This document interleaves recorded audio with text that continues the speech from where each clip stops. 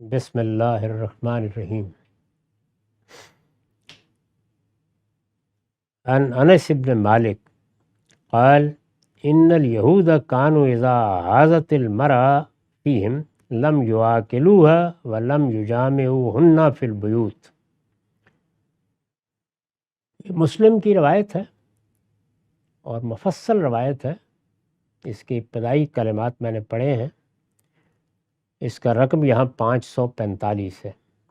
انس بن مالک بیان کرتے ہیں کہ یہود کے ہاں جب کسی خاتون کو ایام آ جاتے تھے تو وہ ہر طرح کے معاملات اس سے منقطع کر دیتے تھے، نہ پاس بیٹھ کے کھانا کھاتے، نہ گھروں کے اندر ان کے ساتھ معاملات جاری رکھتے، یعنی جیسے کسی کو الگ کر دیا جاتا ہے، چھوت بنا دیتے تھے۔ یہ ان کے ہاں روایت تھی۔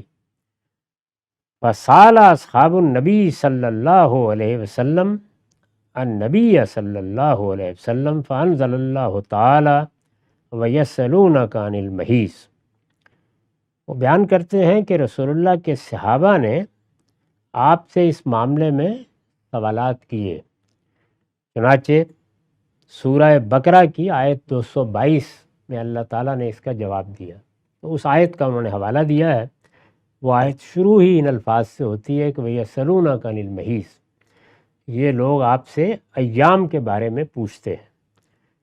فقال رسول اللہ صلی اللہ علیہ وسلم، قرآن کا جواب بھی بالکل واضح ہے، لیکن حضور نے بھی وہ آیت پڑھ کے سنائی لوگوں کو اور کہا کہ اصنعوا کل شیء الا النکاح، کہ سوائے عورتوں کے ساتھ خاص تعلق کے اور کوئی پابندی نہیں ہے، رہنا سہنا ملنا ملانا، یعنی انہیں تم اچھوت نہیں بنا سکتے، یہ بس ایک پابندی ہے، اور اس پابندی کی وجہ بالکل واضح ہے۔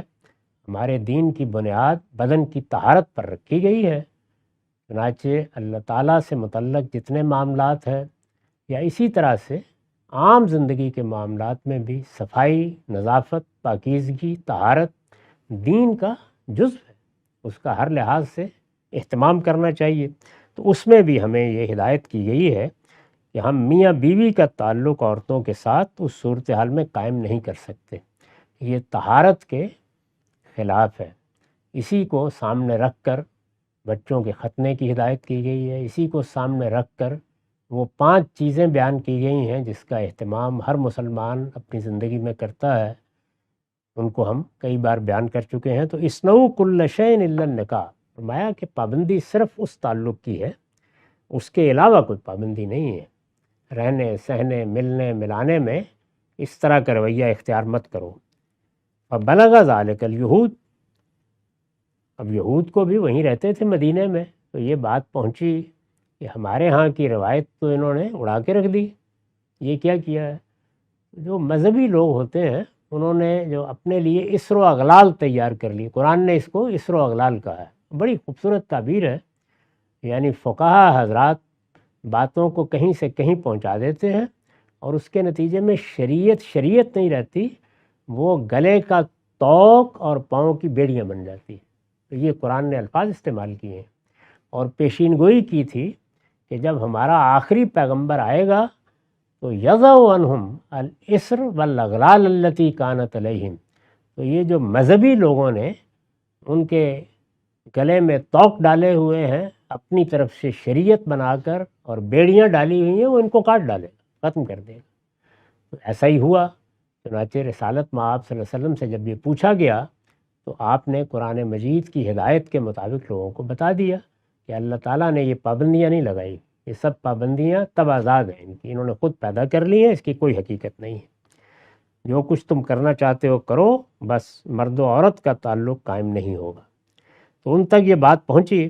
دیکھیے تبصرہ کیا ہے، جو مذہبی اشرافیہ ہے وہ اسی جگہ سے بات کرتی ہے۔ فقالوا ما يريد هذا الرجل لن يدع من امرنا شيئا الا خالفنا فيه، اس شخص نے طے کیا ہوا ہے کہ ہر معاملے میں ہماری مخالفت کرے گا۔ اس شخص نے طے کیا ہوا، ما یرید هذا الرجل، چھوڑے گا نہیں کسی چیز کو۔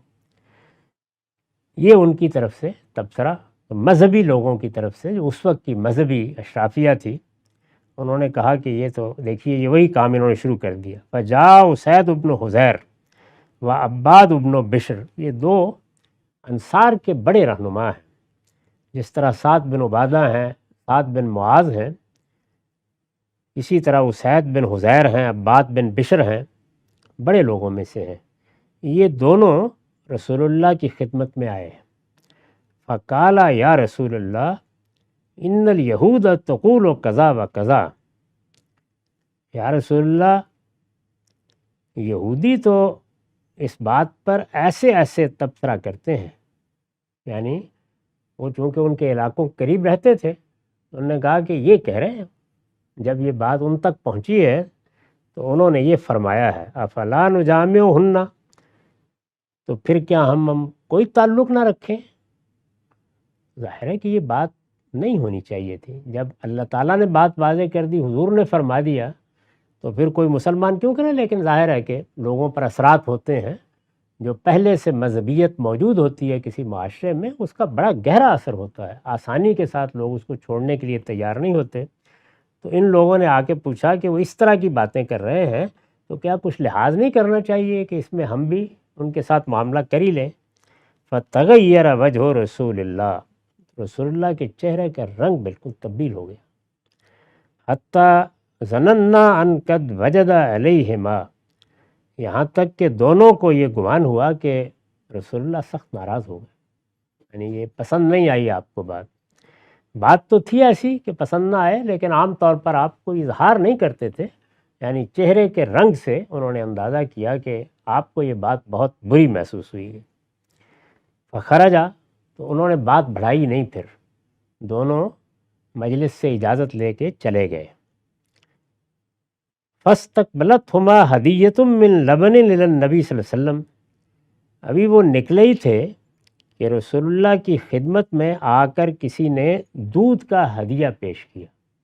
کوئی صاحب اپنی اونٹنی کا دودھ لے آئے ہوں گے، انہوں نے پیش کیا۔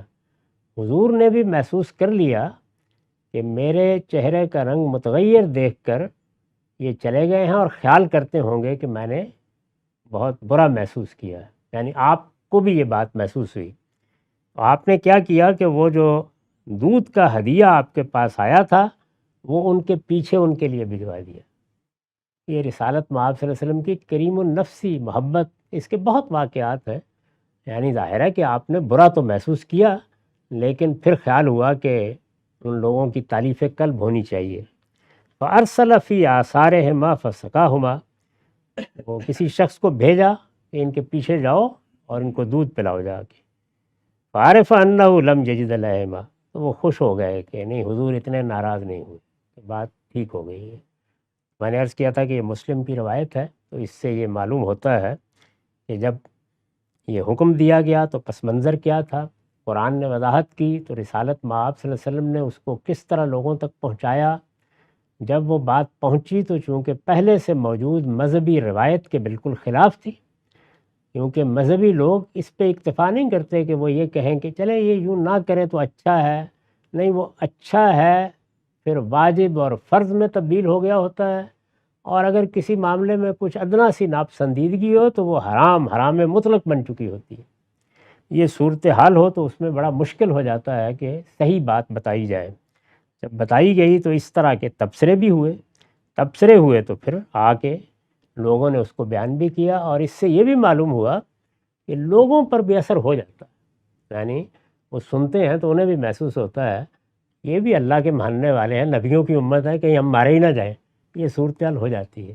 تو رسول اللہ نے اس طرح ان کی تعریف بھی کر دی اور صحیح بات بھی ان تک پہنچ گئی۔ وآخر دعوانا الحمدللہ۔